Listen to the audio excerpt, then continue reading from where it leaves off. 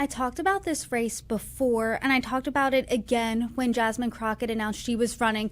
And I watched both her campaign video announcing she was running versus James Tallarico's, and they're very different. And I want to talk about that because Crockett, her opening campaign ad has a video of her with audio of Trump insulting her for 45 seconds.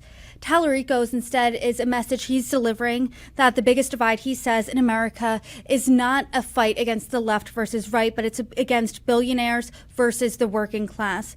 Based on what you found on the issues that matter most to Texans, what is the winning message?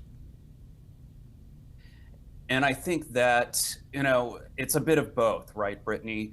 I think that both of them have part of this right when we look at the issues. So, of course, the economy is the top issue in Texas with about 28%, but then threats to democracy, 17%. And if you look at Democrats specifically, they're split between these two issues. So, there are the same numbers say that the economy is their top issue as say threats to democracy is their top issue. And a lot of Democratic candidates are phrasing this in terms of threats to democracy, phrasing their candidacy in those terms against Trump. So I think that there is definitely a road that each could take with both of these issues. I think that Crockett is definitely making some headway as far as that anti-Trump vote.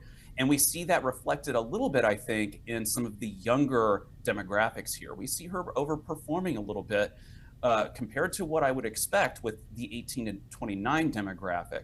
Now, the problem is those folks, they don't tend to turn out for primary elections at as high of rates as some of the older folks do. So that's going to be a bit of an uphill battle. Again, I don't think that this is over. I think that either candidate could win this race. I think that right now the Tallarico is the heavy favorite, but there is space here for Crockett.